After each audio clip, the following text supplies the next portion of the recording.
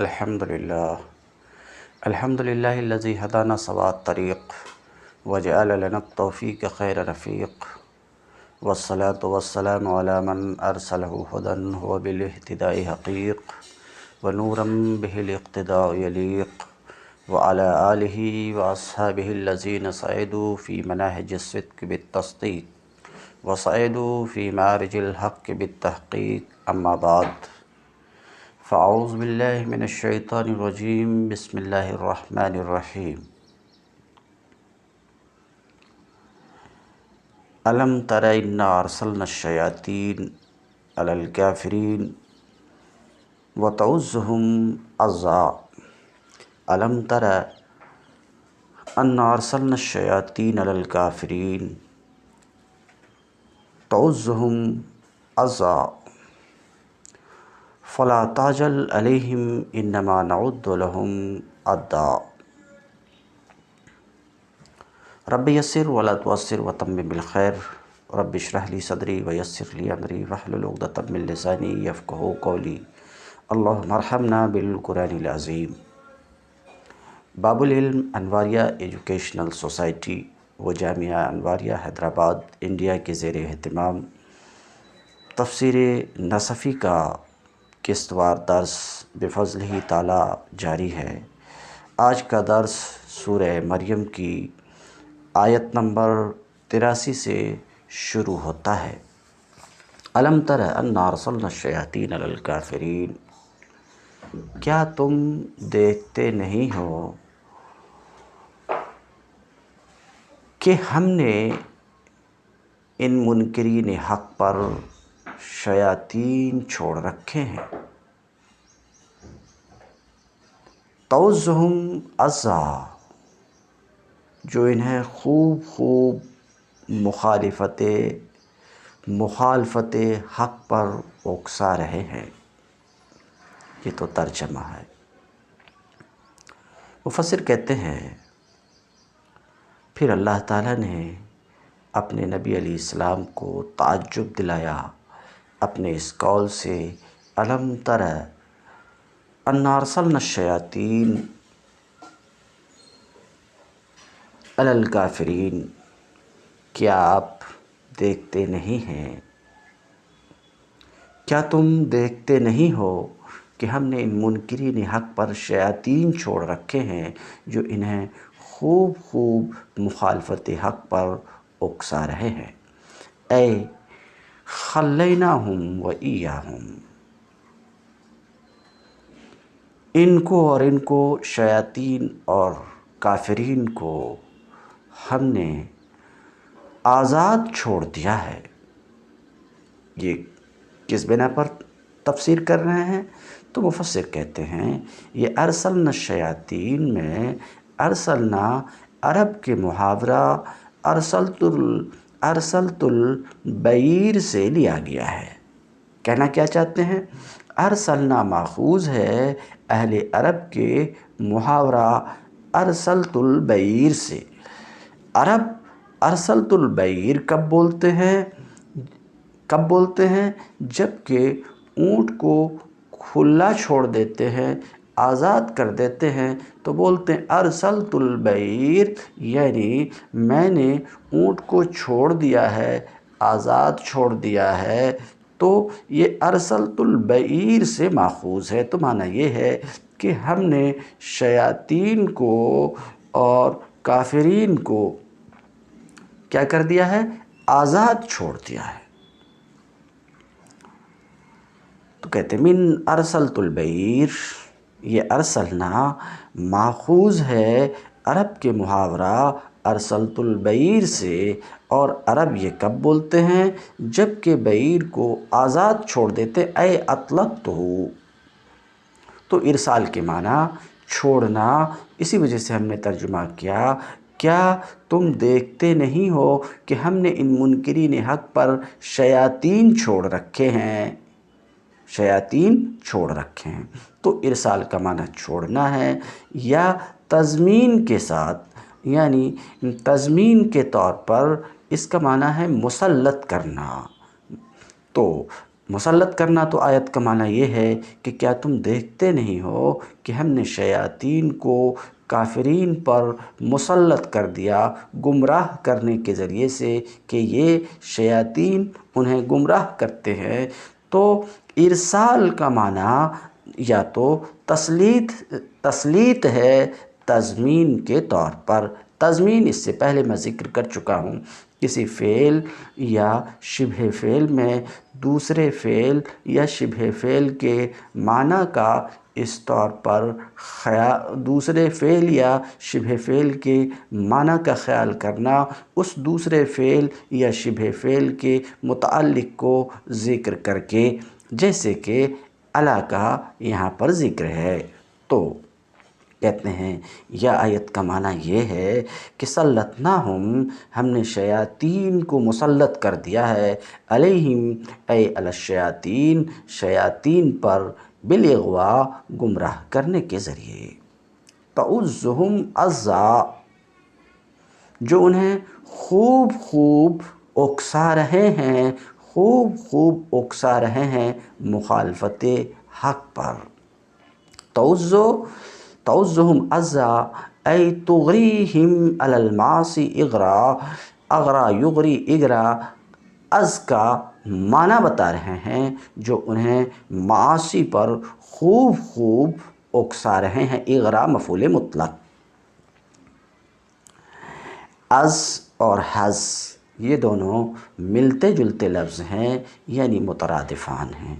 دونوں کا معنی از اور حز کے معنی تحییز اور شدت ازعاج ہے، یعنی خوب خوب اکسانا، آمادہ کرنا، برانگیختہ کرنا، یعنی یہ شیاطین ان کو خوب خوب اکسا رہے ہیں، کس بات پر؟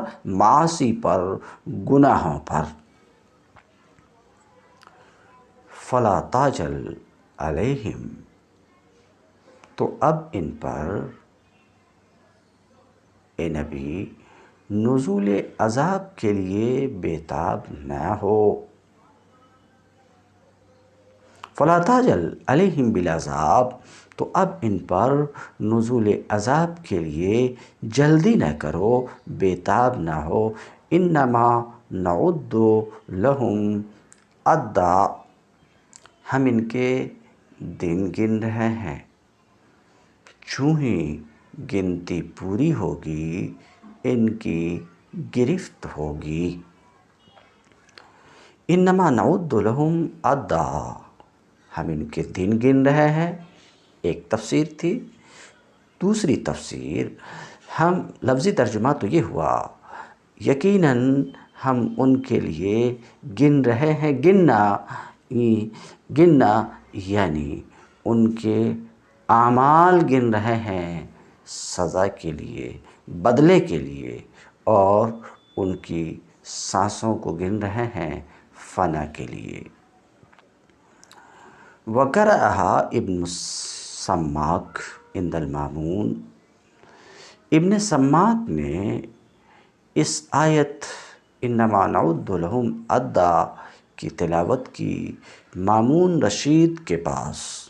فقال، تو مامون بولا، اذا كانت الانفاس بالعدد، جب سانس بھی گنتی کے ہیں، جب سانس بھی گنتی کے ہیں اور اس کی کہیں سے کوئی مدد بھی نہیں ہے، یعنی اس میں کوئی اضافہ بھی نہیں ہے، فما اسرع ما تنفد، ما اسرع فعل تعجب ہے، ما تنفد میں جو ما ہے یہ ما مصدریہ ہے، اے نفاد۔ تو جب سانس بھی گنتی کے ہیں اور اس میں کوئی اضافہ بھی نہیں ہے تو کس قدر جلد یہ ختم ہو جانے والے ہیں، کس قدر جلد یہ ختم ہو جائیں گے۔ یوم نحشر المتقین الی الرحمن وفدا ونسوق المجرمین الی جہنم وردا، وہ دن آنے والا ہے جب متقی لوگوں کو ہم مہمانوں کی طرح رحمان کے حضور پیش کریں گے اور مجرموں کو پیاسے جانوروں کی طرح جہنم کی طرف ہانک لے جائیں گے۔ رکبانہ علی نوک یعنی ایسی اونٹنیوں پر سوار کر کے رحمان کے حضور پیش کریں گے، جمع کریں گے، جن کے کجاوے سونے کے ہوں گے، وعلی نجائب، اور ان عمدہ جانوروں اور سواریوں پر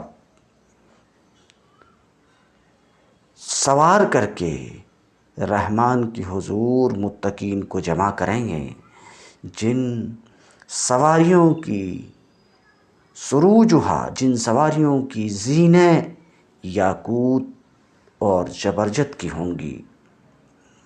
یہ تفسیر جو انہوں نے کیا، وفدا مہمان بنا کر اس کی تفسیر، اس حال میں یہ تفسیر جو انہوں نے کی، یہ اس بنا پر جو حضرت علی رضی اللہ تعالیٰ عنہ سے روایت ہے اور دوسرے سے بھی مروی ہے، در منصور میں ہے، رکبان علی نوک، اس حال میں کہ اونٹنیوں پر سوار ہوں گے اور عمدہ سواریوں پہ سوار ہوں گے۔ تو وہ دن آنے والا ہے جب ہم متقین کو رحمان کے حضور مہمان بنا کر پیش کریں گے، وَنَسُوقُ الْمُجْرِمِينَ إِلَى جَهَنَّمَ وِرْدًا، اور مجرموں کو پیاسے جانوروں کی طرح جہنم کی طرف ہانک لے جائیں گے۔ المجرمین، مفسر کہتے ہیں یہاں پر مجرمین سے مراد ہے کافرین۔ سوق الانعام، ساق یسوق اے سوق الانعام، مویشیوں کو ہکانا۔ ہم کافروں کو مویشیوں کی طرح ہکائیں گے، کیوں؟ لِأَنَّهُمْ كَانُوا أَضَلَّ مِنَ الْأَنْعَامِ، اس لیے کہ وہ دنیا میں چوپایوں سے بھی زیادہ گمراہ تھے۔ اِلَى جہنم، جہنم کی طرف، وردا پیاسے۔ عطاش بتانا چاہ رہے ہیں کہ ورد کا معنی ہے عطاش، پیاسے۔ کیوں؟ لِأَنَّ مَنْ كَانَ يَرِدُ الْمَاءَ وَرَدَ يَرِدُ، ورود علی الماء، پانی پر اترنا۔ اس لیے کہ جو شخص گھاٹ پر اترتا ہے، لا یردہ الا لعطش، گھاٹ پہ وہ نہیں اترتا ہے مگر پیاس کی وجہ سے۔ اور ورد کی حقیقت ہے پانی کی طرف چلنا، اسی لیے جانے والے کو واردون کہا جاتا ہے۔ تو یوم نحشر المتقین للرحمن وفدا، وفد، فالوفد جمع وافد، وفد یہ وافد کی جمع ہے، جیسے کہ رکب راکب کی جمع ہے، اور ورد نسوق المجرمین الی جہنم وردا، اور ورد یہ وارد کی جمع ہے۔ اب مصنف یوم کو جو نسب ہے وہ کس وجہ سے اس کو واضح کرنا چاہتے ہیں، اور یوم کو نسب فعل مضمر کی وجہ سے ہے، یعنی یوم نحشر و نسوق، جس دن ہم جمع کریں گے متقین کو رحمان کے حضور مہمان بنا کر، اور مجرمین کو جہنم کی طرف ہکائیں گے پیاسے۔ تو کہتے ہیں یہ منصوب ہے، یوم منصوب ہے مجمر کی وجہ سے، یعنی یوم نحشر و نسوق، نسوق و نفعل بالفریقین، اور دونوں گروہوں کے ساتھ، ان دونوں گروہوں کے ساتھ ناقابل بیان مالا یوسف ناقابل بیان سلوک کریں گے، ایسا سلوک کریں گے جسے بیان نہیں کیا جا سکتا، یا یہ کہ یہ یوم اذکر فعل مقدر کی وجہ سے منصوب ہے، یعنی اذکر یوم نحشر، یاد کرو اس دن کو جس دن ہم ایسا کریں گے۔ ذکر المتقون بأنہم یجمعون الی الرحمن الذی غمرہم برحمتہ کما یفد الوفود علی الملوک۔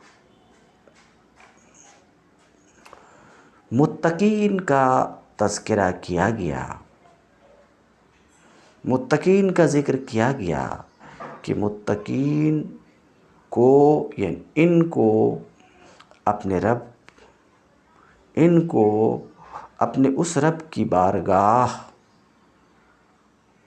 میں جمع کیا جائے گا جو اکٹھا کیا جائے گا، جو اپنی رحمت سے ان کو ڈھانپ لے گا۔ ذکر المتقون، متقین کا ذکر کیا گیا کہ ان کو اپنے اس رب کی بارگاہ میں اکٹھا کیا جائے گا جو انہیں اپنی رحمت کے دامن میں ڈھانپ لے گا، جس طریقے سے کہ خیر سگالی کے وفود بادشاہ کے پاس آتے ہیں اور بادشاہ کی ان پر رحمت ہوتی ہے۔ تو متقین کا ذکر کیا گیا کہ اللہ کی رب کی رحمت انہیں ڈھانک لے گی، تبذیلاً لہم ان کی تعظیم و تکریم میں۔ والکافرون، اور کافرین کا ذکر کیا گیا، مجرمین کا ذکر کیا گیا کہ انہیں نار کی طرف ہکایا جائے گا، گویا کہ وہ پیاسے جانور ہیں، مویشی ہیں جن کو پانی کی طرف ہکایا جائے گا۔ اس طرح ذکر کیا گیا ان کی اہانت میں۔ لا یملکون الشفاعۃ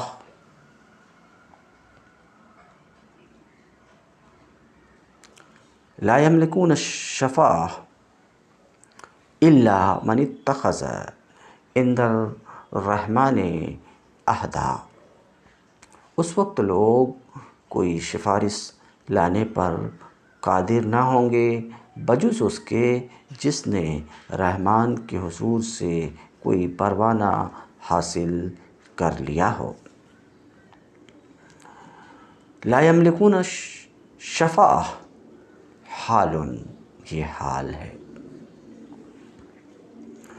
والواو ان جعل ضمیرا فہو للعباد،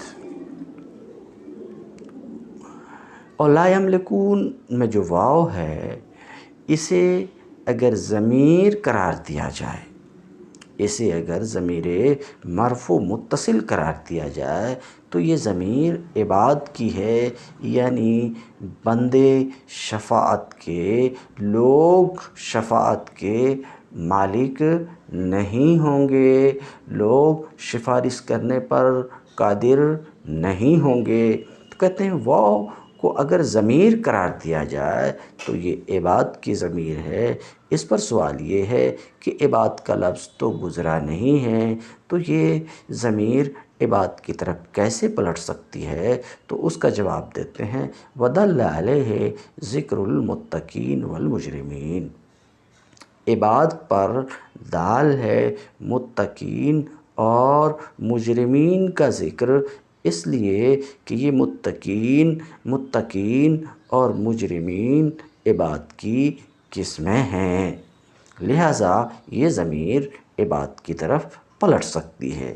تو واو کو اگر عباد کی ضمیر قرار دیا جائے، واو کو کیا عباد کی ضمیر قرار دیا جائے، عین ممکن ہے کہ یہ واو یہ ضمیر ہے، واو ضمیر ہے جو ضمیر عباد کی طرف پلٹ رہی ہے، میرا مطلب یہ ہے۔ تو واو کو اگر ضمیر قرار دیا جائے تو یہ ضمیر عباد کی ہے، اور اس پر دال ہے متقین اور مجرمین کا ذکر، اس لیے کہ یہ متقین اور مجرمین یہ عباد کی قسمیں ہیں۔ وَيَجُوزُ أَن يَكُونَ علامةً للجمع، یہ بھی احتمال ہے کہ لا یملکون میں جو واو ہے، لا یملکون الشفاء میں جو واو ہے، یہ واو جمع کی علامت ہو، یہ جمع کی علامت بھی ہو سکتی ہے، ضمیر فاعل نہ ہو، جمع کی علامت ہو، ایسا بھی احتمال ہے، ایسا بھی ہو سکتا ہے، یہ بھی جائز ہے۔ جس طریقے سے کہ اس قول میں اکلون البراغیث، پسوؤں نے مجھے کھایا، اس قول میں اکلون البراغیث میں واو ضمیر فاعل نہیں ہے بلکہ علامت جمع ہے۔ اسی طریقے سے یہ بھی احتمال ہے کہ لا یملکون میں جو واو ہے ضمیر فاعل نہ ہو کر جمع کی علامت ہو، تو پھر لا یملکون فعل کا فاعل کون ہے؟ والفاعل من اتخذ ہے، فاعل کون ہے؟ من اتخذ ہے، تو شفاعت کا اختیار نہیں ہوگا مگر کن کو؟ من اتخذ عند الرحمن عہدا، ان کو، ان لوگوں کو جنہوں نے رحمان سے کوئی پروانہ حاصل کر لیا ہے۔ تو اگر واو لا یملکون میں واو علامت جمع ہو تو ایسی صورت میں فاعل من اتخذ ہے۔ اب سوال یہ کہ من اتخذ فاعل کیسے ہو سکتا؟ لا یملکون فعل صیغہ جمع ہے اور من اتخذ جمع نہیں ہے، مفرد ہے، تو کہتے ہیں لأنہ فی معنی الجمع، اس لیے کہ یہ جمع کے معنی میں ہے، اس طور پر کہ من معنی جمع ہے۔ ومحل من اتخذ، اب من اتخذ کا اعراب بیان کر رہے ہیں۔ من اتخذ محلاً مرفوع ہے، من اتخذ عند الرحمن میں کہتے ہیں من اتخذ کا محل رفع ہے، یعنی من اتخذ محلاً مرفوع ہے، کس بنا پر؟ واو یملکون کے واو سے بدل کے بنا پر۔ اگر یملکون میں واو ضمیر فاعل ہے تو ایسی صورت میں من اتخذ اس ضمیر سے بدل ہے، مالک نہیں ہوں گے، لا یملکون مالک نہیں ہوں گے، اختیار نہیں ہوگا مگر ان کو جنہوں نے رحمان سے کوئی پروانہ حاصل کر لیا ہے۔ تو کہتے ہیں یہ محلاً مرفوع ہے بدلیت کے بنا پر یملکون کی واو سے، یا یہ کہ مرفوع ہے فاعل ہونے کے بنا پر جبکہ لا یملکون میں واو علامت جمع ہوں۔ دو اعراب ہوا، یا یہ کہ منصوب ہے، من اتخذ محلاً منصوب ہے حذف مضاف کی تقدیر پہ یہ منصوب بھی ہو سکتا ہے، اس طور پر کہ یہاں مضاف محذوف ہے، لا یملکون الشفاء الا من اتخذ، اے الا شفاعت من اتخذ، تو یہ من اتخذ جو مضاف الیہ ہے شفاعت سے کا مضاف الیہ ہے، مگر محلاً چونکہ مفعول ہے اس وجہ سے کہہ رہے ہیں کہ یہ منصوب ہے حذف مضاف کی تقدیر پر۔ مراد یہ ہے لا یملکون ان یشفع لہم۔ استاذ الگرامی یہاں پر کلام کرتے ہوئے اور مصنف کی عبارت کی توضیح میں استاذ گرامی مواہب الجلیل میں فرماتے ہیں الشفاعہ اما مصدر معروف، شفاعت یا تو مصدر معروف ہے یا مصدر مجہول ہے۔ من اتخذ عند الرحمن عہدا، جنہوں نے رحمان سے کوئی عہد لے رکھا ہے۔ اتخاذ عہد لینا کہتے ہیں اتخاذ عہد سے یا تو ایمان کا کنایہ ہے، یا اتخاذ عہد سے اذن کا، اجازت کا کنایہ ہے، یا اتخاذ عہد سے شافعین کی، سفارش کرنے والے کی صفات سے اتصاف کا کنایہ ہے۔ اور من اتخذ یا تو ضمیر سے بدل ہے، لا یملکون کی ضمیر سے بدل ہے، یا یہ کہ لا یملکون کی جو ضمیر ہے وہ علامت جمع ہے اور من اتخذ فاعل ہے جیسا کہ میں بیان کر چکا، یا یہ کہ یہ محل نصب میں ہے من اتخذ شفاعت کی تقدیر سے۔ تو تفسیریں اس طریقے سے ہوں گی، لا یملکون ان یشفع لہم الا من آمن، فإنہم یشفع لہم، کیونکہ ان کی سفارش کی جائے گی۔ من بدل ہے یا فاعل ہے، اور شفاعت مصدر مجہول ہے، یعنی لا یملکون شفاعت احد الا شفاعت من آمن، کسی کی شفاعت کے مالک نہیں ہوں گے، کسی کی شفاعت نہیں کر سکیں گے مگر ایمان والے کی شفاعت اور سفارش۔ تو شفاعت یہاں مصدر معروف ہے اور من مفعول ہے مضاف کی تقدیر سے۔ تیسری تفسیر، لا یملکون ان یشفعوا لأحد الا الذین استاہلوا الشفاعہ، کسی کی سفارش نہیں کر سکیں گے مگر ان کی جن میں شفاعت کی اہلیت ہوگی، ایمان اور تقوی سے متصف ہوں گے۔ لا یملکون الشفاعہ الا الذین اتخذوا، چوتھی تفسیر، لا یملکون الشفاعہ الا الذین اتخذوا الاذن، شفاعت نہیں کر سکیں گے مگر ان کے لیے، سفارش نہیں کر سکیں گے مگر ان کے لیے جنہوں نے اجازت لے لی، شفاعت نہیں کریں گے مگر وہ جنہوں نے اجازت لی، یعنی رحمان نے شفاعت نہیں کریں گے مگر وہ جنہوں نے اذن حاصل کر لی، یعنی رحمان نے ان کو شفاعت کی اجازت دی۔ من ذا الذی یشفع عندہ الا باذنہ، شفاعت اخیرین میں مصدر معروف ہے اور من بدل ہے یا فاعل ہے، مراد اتخاذ عہد سے شافعین کی اہلیت سے متصف ہونا ہے، یا رحمان سے اجازت حاصل کرنا ہے، جیسا کہ مصنف بھی اخیر میں اس کو ذکر کر رہے ہیں۔ الا من اتخذ عند الرحمن عہدا، مگر جنہوں نے رحمان سے کوئی عہد لے رکھا ہے، رحمان سے کوئی عہد لیا ہے، کوئی پروانہ حاصل کیا ہے۔ رحمان سے عہد لینا یعنی بأن آمن، اتخاذ عہد کیا ہے؟ ایمان لانا، بیں طور کہ ایمان لایا۔ فی الحدیث، حدیث میں ہے، من قال لا الہ الا اللہ کان لہ عند اللہ عہد، حدیث میں ہے جس نے لا الہ الا اللہ کہا، اللہ کے پاس اس کے لیے ایک عہد ہوا، اللہ کے پاس اس کے لیے ایک عہد ہوا۔ جس نے لا الہ الا اللہ کہا اس نے اللہ سے ایک عہد لیا، اللہ کے پاس ایک عہد کیا۔ وعن ابن مسعود رضی اللہ تعالیٰ عنہ، اور ابن مسعود رضی اللہ تعالیٰ عنہ سے روایت ہے کہ نبی کریم صلی اللہ علیہ وسلم نے ایک دن اپنے اصحاب سے فرمایا، ایاجز احدکم ان یتخذ کل صباح و مساء عند اللہ عہدا۔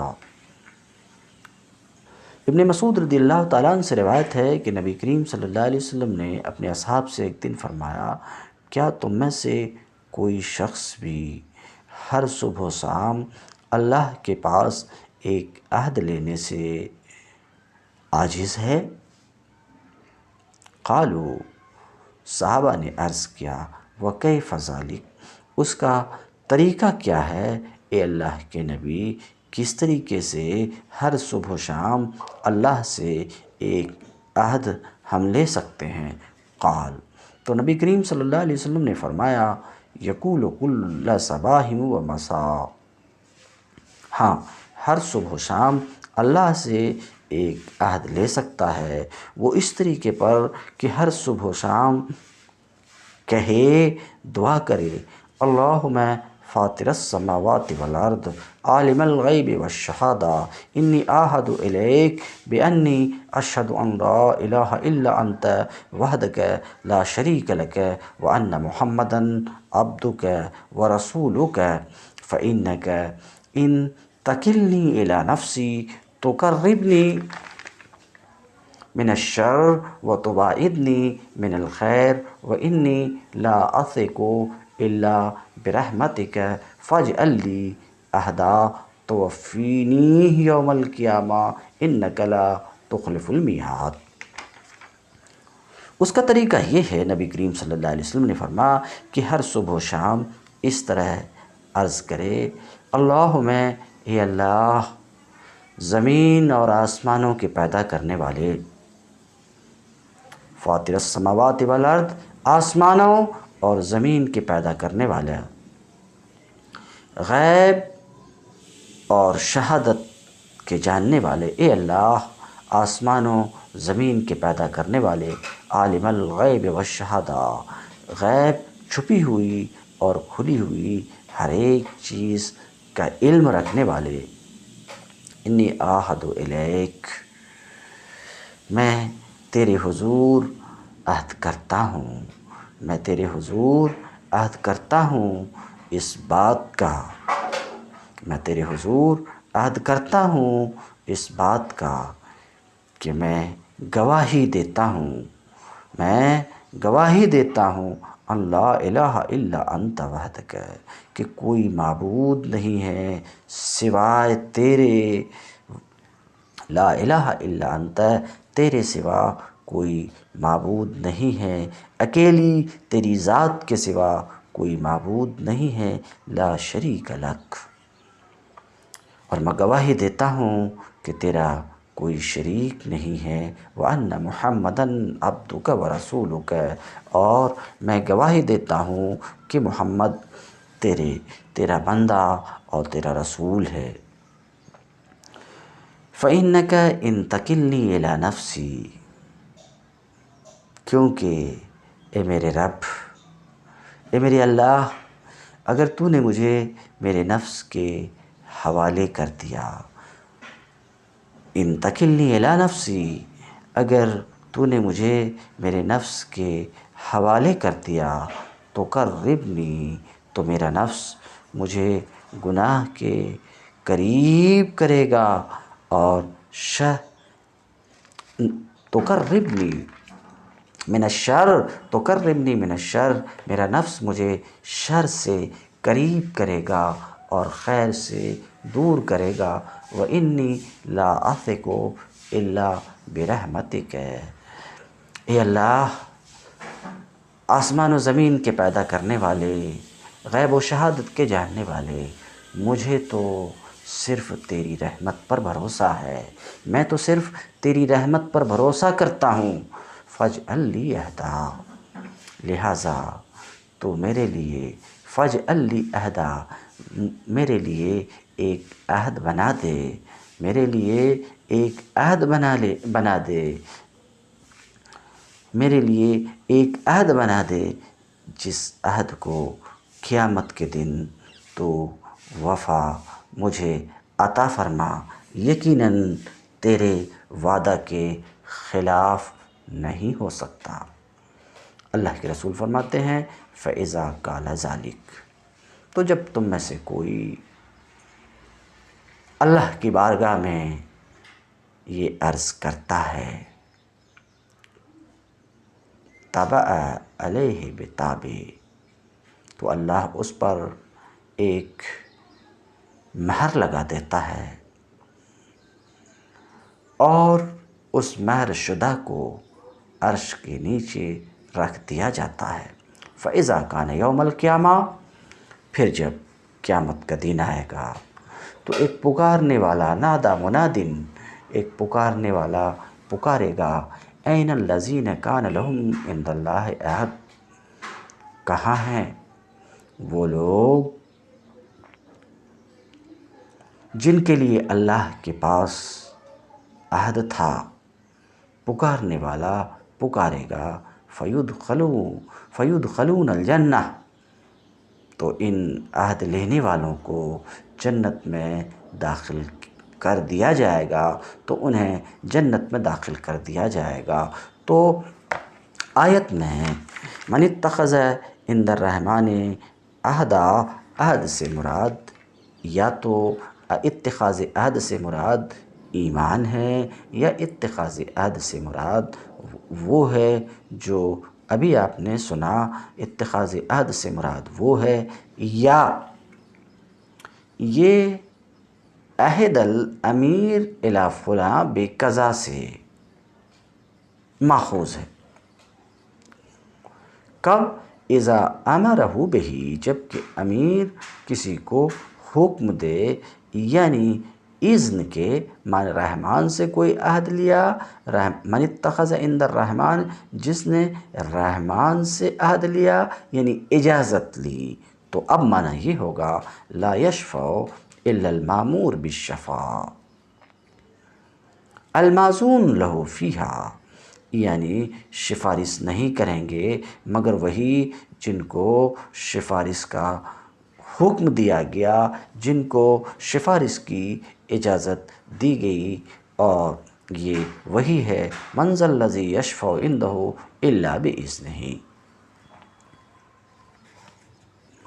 وقالوا اتخذ الرحمن ولدا، ای النصارى والیہود ومن زعم ان الملائکہ بنات اللہ، اور وہ کہتے ہیں کہ رحمان نے کسی کو بیٹا بنایا ہے۔ وقالوا اتخذ الرحمن ولدا، اور وہ کہتے ہیں کہ رحمان نے کسی کو بیٹا بنایا ہے۔ کون؟ قالوا میں جو واو ضمیر ہے، قالوا میں جو واو ضمیر ہے، اس ضمیر کا مرجع کون ہے، قائل کون ہے؟ تو مفسر کہتے ہیں کہ قائل نصارہ اور یہود ہیں، کیونکہ نصارہ کہتے ہیں کہ مسیح اللہ کا بیٹا ہے، اور یہود کہتے ہیں کہ عزیر اللہ کا بیٹا ہے۔ وقالوا اتخذ الرحمن ولدا، اور کہتے ہیں کہ رحمان نے ولد بنا رکھا ہے۔ ولد کے معنی بچہ، یہ بیٹا اور بیٹی دونوں کو شامل ہے۔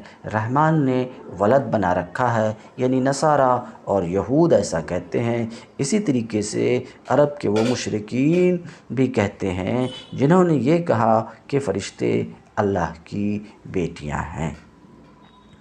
لقد جئتم شیئا ادا، سخت بیہودہ بات ہے جو تم لوگ گڑھ لائے ہو۔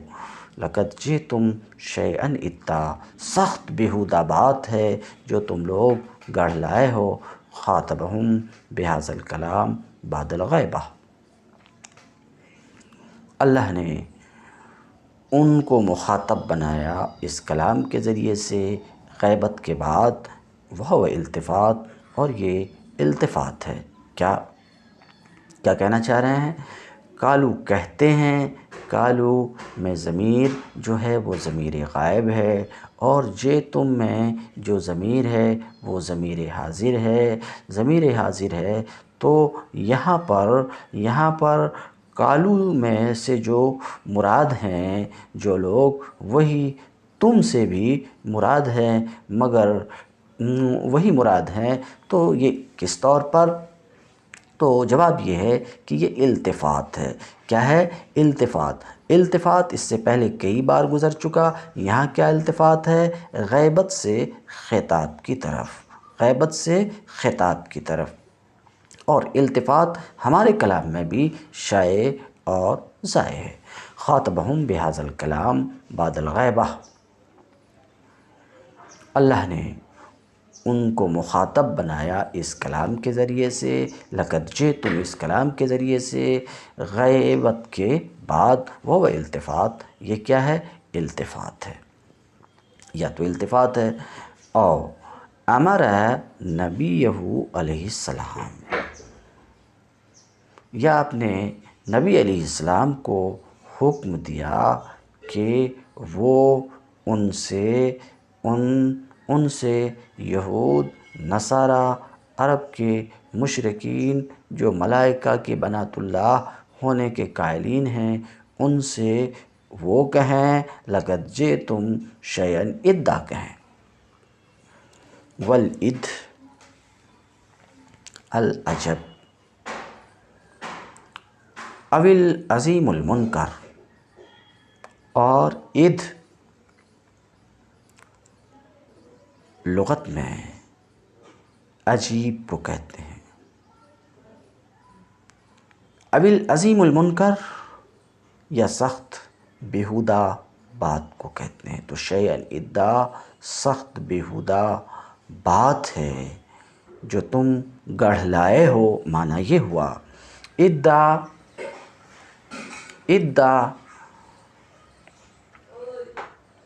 شدت کے معنی میں ہے، بولا جاتا وَأَدَّنِ الْأَمْرِ اَيْ أَثْقَلَنِي، مجھے کام نے بوجھل کر دیا ہے اور مجھ پر بہت گراں گزرا ہے۔ تکاد السماوات یتفطرن، تکاد السماوات یتفطرن، قریب ہے کہ آسمان پھٹ پڑیں، وتنشق الارض، اور زمین شک ہو جائے، وتخر الجبال، اور پہاڑ گر جائیں۔ کہتے ہیں تکاد السماوات اے تقرب، قریب ہیں، وبالیا نافع و علی اختلاف قرأت کی طرف اشارہ ہے کہ یا کے ساتھ یا کے ساتھ یعنی یکادو، یہ بھی قرأت ہے کن کی؟ نافع مدنی کی، اور علی کی قرأت تکاد السماوات سے، تکاد السماوات کی جگہ یکادو ہے۔ یتفطرن ایک قرأت یہی ہے، مگر ابو عمرو بصری، ابن عامر شامی اور حمزہ اور خلف اور ابو بکر کی قرأت ینفطرن ہے نون کے ساتھ۔ کہتے ہیں انفطار فطرہ سے اذا شکہ، اور تفطر فطرہ سے اذا شککہ منہ، قریب ہے کہ آسمان پھٹ پڑیں، منہ یعنی اس قول کی گرانی کی وجہ سے، اور زمین شک ہو جائے یعنی دھس جائے، اس کی اجزاء علیحدہ ہو جائے، وتخر الجبال حدا، اور پہاڑ گر جائیں، حدا ٹوٹ کر، ریزہ ریزہ ہو کر، والحدا صوت الصاعقہ من السماء، حدا دھماکہ، آسمان سے بجلی کی آواز، وہ مصدر، یہ مصدر ہے، اے تحدو حدا، تحدو حدا من سماع قولہم، ان کی بات سن کر ڈھہ جائے، یا تو مفعول لہو ہے یا حال ہے، مفعول لہو ہے یا حال ہے، مفعول لہو ہے یا حال۔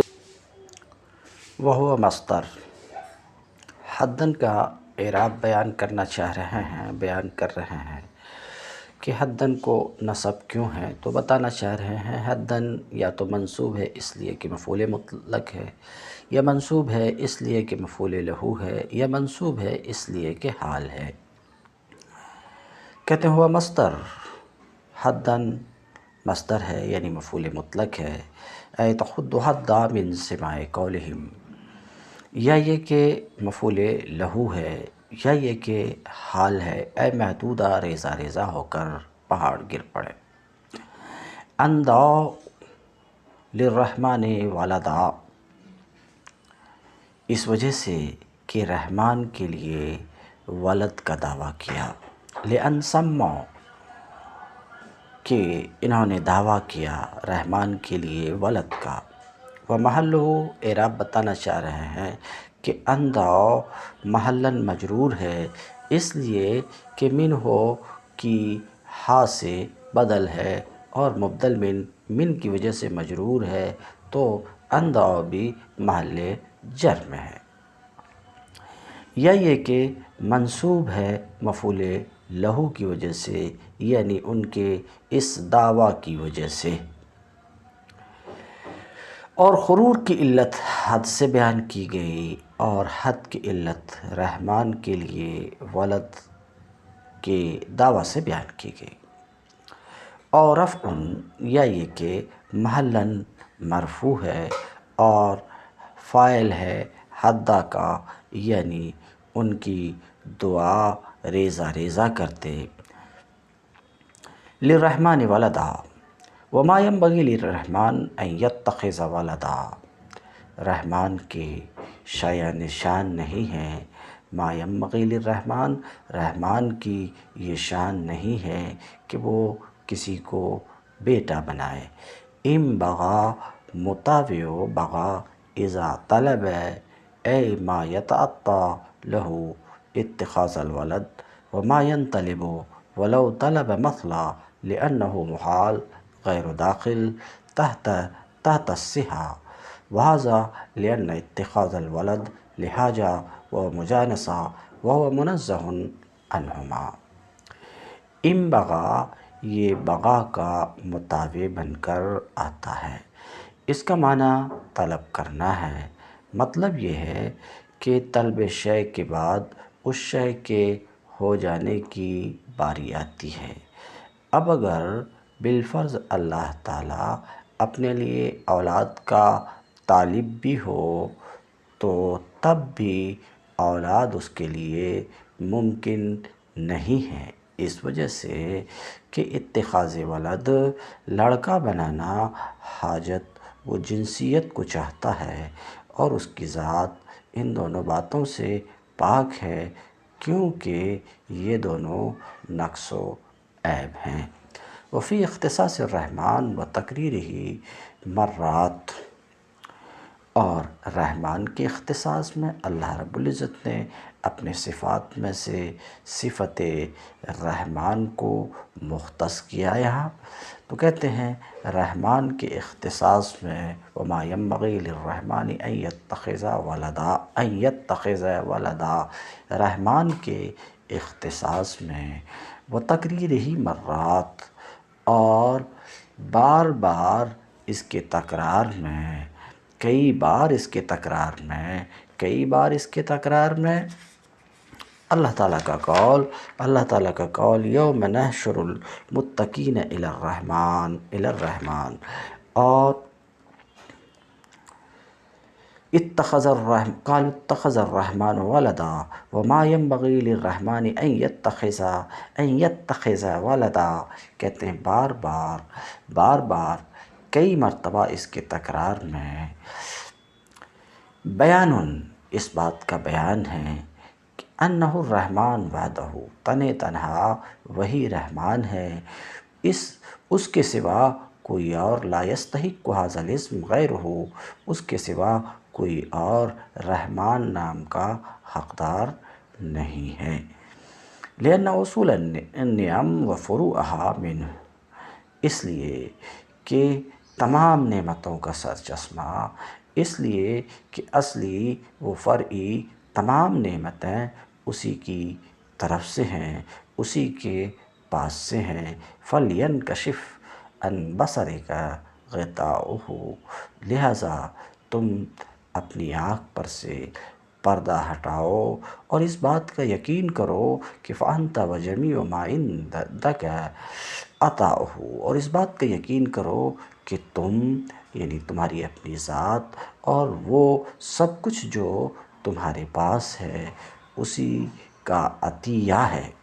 فَمَنْ أَضَافَ إِلَيْهِ وَلَدًا، تو جس نے رحمان کی طرف ولد کی نسبت کی اور یہ کہا کہ رحمان کے لیے ولد ہے، اس نے رحمان کو بعض مخلوق کی طرح بنا دیا۔ وَأَخْرَجَهُ بِذَلِكَ اور اپنے اس فعل کی وجہ سے رحمان کو رحمان کے نام کے استحقاق سے نکال دیا۔ ان کل من فی السماوات والارض الا آتی الرحمن ان کل من فی السماوات، زمین و آسمانوں کے اندر جو بھی ہیں سب اس کے حضور بندوں کی حیثیت سے پیش ہونے والے ہیں۔ نکرۃ موصوفہ، اس کلام میں جو من ہے وہ نکرہ موصوفہ ہے، اور فی السماوات والارض اس نکرہ کی صفت ہے۔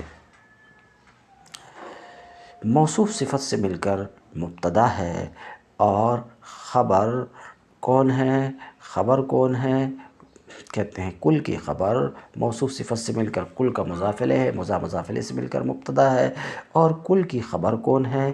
آتی الرحمن ہے۔ کہتے ہیں کل کی خبر الا آتی الرحمن ہے۔ ووحد، آتی کو واحد لایا گیا، آتی الرحمن، اور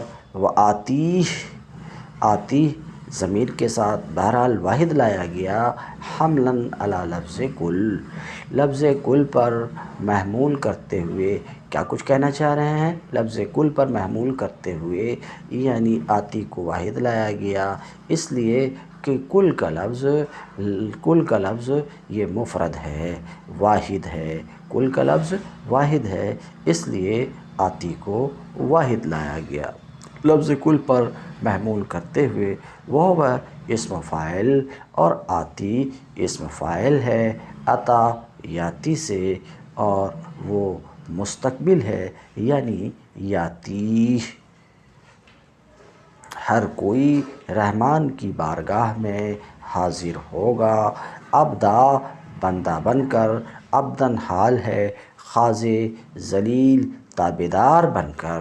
معنی یہ ہے کہ ما کل من فی السماوات والارض من الملائکہ والناس، آسمانوں اور زمین میں جس قدر بھی فرشتے اور انسان ہیں وہ سب کل قیامت کے دن اللہ کی بارگاہ میں حاضر ہوں گے، اپنی عبودیت کا اقرار کرتے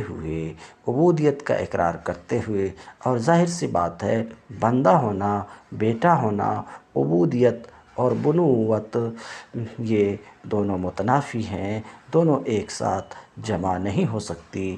یہاں تک کہ اگر باپ بھی کسی ذریعہ سے اپنے بیٹے کا مالک ہوا تو مالک ہوتے ہی بیٹا اس کے اوپر آزاد ہو جائے گا، تو جمیع خلائق کی نسبت، جمیع جن و انس اور فرشتے کی نسبت اللہ تعالیٰ کی طرف، بندے کی نسبت مولا کی نسبت کی طرف ہے۔ فَكَيْفَ يَكُونُ الْبَعْضُ وَلَدًا وَالْبَعْضُ عَبْدًا، تو بھلا ایسا کیسے ہو سکتا ہے کہ ان میں سے بعض بندہ ولد ہو جائے اور بعض عبد ہی رہے۔ وقرأ ابن مسعود، اور حضرت عبداللہ ابن مسعود رضی اللہ تعالیٰ عنہ کی قرأت میں آتی الرحمن بغیر یا کے ہے، اپنے اصل پر اضافت سے پہلے۔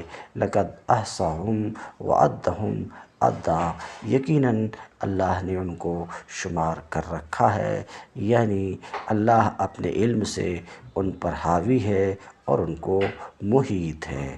وکلہم آتیہ یوم القیامہ فردا، اور سب ہر ایک قیامت کے دن اس کی بارگاہ میں تنہا فرداً حاضر ہوگا۔ اے کل واحد منہم، ان میں سے ہر ایک قیامت کے دن اس کی بارگاہ میں منفرداً فرداً حاضر ہوگا، بغیر مال کے، بغیر اولاد کے، بغیر معین و مددگار کے۔ ان الذین آمنوا وعملوا الصالحات سیجعل لهم الرحمن ودا، یقیناً جو لوگ ایمان لے آئے ہیں اور عمل صالح کر رہے ہیں، عنقریب رحمان ان کے لیے دلوں میں محبت پیدا فرمائے گا۔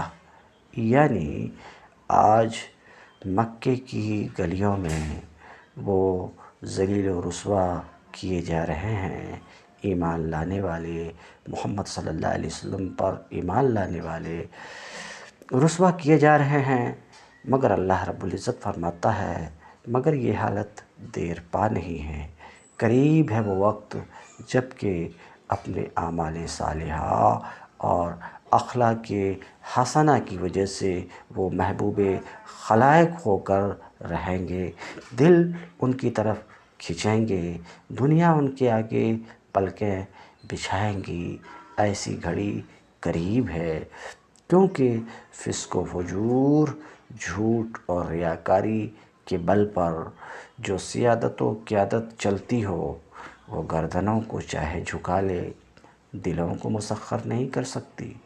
اس کے برعکس جو لوگ صداقت و دیانت، اخلاص اور حسن اخلاق کے ساتھ راہ راست کی طرف دعوت دیں، ان سے اول چاہے دنیا کتنی ہی اپرائے، آخرکار وہ دلوں کو موہ لیتے ہیں۔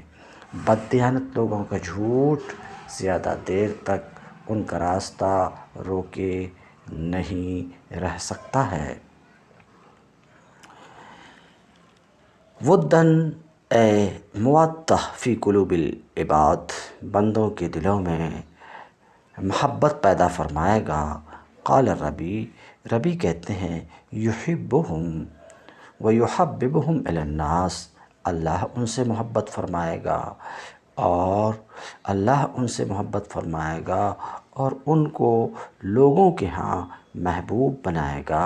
وفی الحدیث، حدیث میں ہے یؤتی المؤمن مقتا فی قلوب الابرار ومحبہ فی قلوب الفجار، مومن کی محبت اللہ تعالیٰ ابرار کے دلوں میں ڈالتا ہے اور فجار کے دلوں میں ان کا رعب طاری کر دیتا ہے۔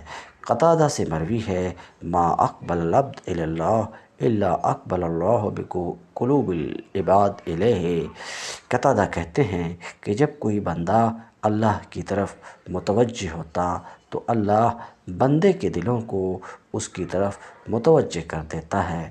وعن کعب ما یستقر لعبد ثنا فی الارض، اور کعب احبار سے مروی ہے کہ بندہ کی تعریف زمین میں اس وقت قائم رہتی ہے جب آسمان میں اس کی تعریف پختہ ہو جاتی ہے۔ فإنما یسرناہ بلسانک لتبشر بہ المتقین المؤمنین وتنذر بہ قوما لدا، پس محبوب اس کلام کو ہم نے آسان کر کے تمہاری زبان میں اس لیے نازل کیا کہ تم پرہیزگاروں کو خوشخبری دے دو اور ہٹ دھرم لوگوں کو ڈراؤ۔ اے سہلنا القرآن، اس میں دو بات کی طرف اشارہ کرنا چاہ رہے ہیں۔ یسرناہ میں جو ہا کی ضمیر ہے وہ اس ضمیر کا مرجع قرآن ہے، اور یسر یسر و تیسیر کا معنی آسان کرنا۔ ہم نے قرآن کو، اس کلام کو ہم نے آسان کر کے بلسانک بلغتک، آپ کی زبان میں اس لیے نازل کیا، بلسانک یہ حال ہے کہ تم پرہیزگاروں کو خوشخبری دو، لتبشر بہ المتقین، متقین سے مفسر کہتے ہیں یہاں پر مراد ہے ایمان لانے والے مومنین کو خوشخبری دو، وتنذر بہ قوما لدا، اور ہٹ دھرم لوگوں کو ڈراؤ۔ لدا شداداً فی الخصومہ بالباطل، جو باطل جھگڑے میں بڑے سخت ہیں، بڑے ہٹ دھرم ہیں، جو ہر قسم کے جھگڑے میں مبتلا ہوا کرتے ہیں۔ لدا یہ علد کی جمع ہے، یہاں جو یہ ہے کہ تنذر بہ قوما لدا، ہٹ دھرم لوگوں کو ڈراؤ، اس سے یہاں پر مراد مکہ کے کفار اور مشرکین ہیں۔ وَكَمْ أَهْلَكْنَا قَبْلَهُمْ مِنْ قَرْنٍ هَلْ تُحِسُّ مِنْهُمْ مِنْ أَحَدٍ أَوْ تَسْمَعُ لَهُمْ رِكْزًا، ان سے پہلے ہم کتنی ہی قوموں کو ہلاک کر چکے ہیں، پھر آج کہیں تم ان کا نشان پاتے ہو یا ان کی بھنک بھی کہیں تمہیں سنائی دیتی ہے؟ کہتے ہیں تخویف لہم، یہ ان کو ڈرانا ہے اور متنبہ کرنا ہے۔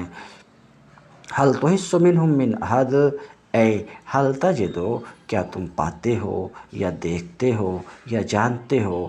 تحسو احساس سے ہے، احساس کسے کہتے ہیں؟ حاسہ سے جاننے کو۔ او تسمع لہم رکزا، یا ان کی ہلکی آواز بھی سنتے ہو، رکز بھنک بھی سنتے ہو۔ رکز صوت خفیف کو کہتے ہیں۔ رکز کا معنی لغت میں صوت خفیف ہے، اسی سے رکاز کا لفظ آیا ہے۔ لما اتاہم عذابنا، جب ان پر ہمارا عذاب آیا تو کوئی شخص باقی نہ بچا جو نظر آئے، نہ کوئی آواز باقی بچی جو سنائی دیتی، یعنی سب کے سب ہلاک ہو گئے، سب کے سب ہلاک ہو گئے۔ پس ان کا حشر بھی ایسا ہی ہونے والا ہے۔ فقضا ہؤلاء ان اعرضوا، پس ان کا حشر بھی ایسا ہی ہونے والا ہے اگر انہوں نے قرآن میں تدبر سے اعراض کیا۔ ان اعرضوا عن تدبر ما انزل علیک، تو ان کا انجام بھی تباہی و بربادی ہے۔ فلیہن علیک امرہم، تو ان کا معاملہ آپ پر گراں نہ گزرنا چاہیے۔ واللہ عالم، اللہ بہتر جانتا ہے۔ تم الدرس اليوم، وآخر دعوانا ان الحمد للہ رب العالمین۔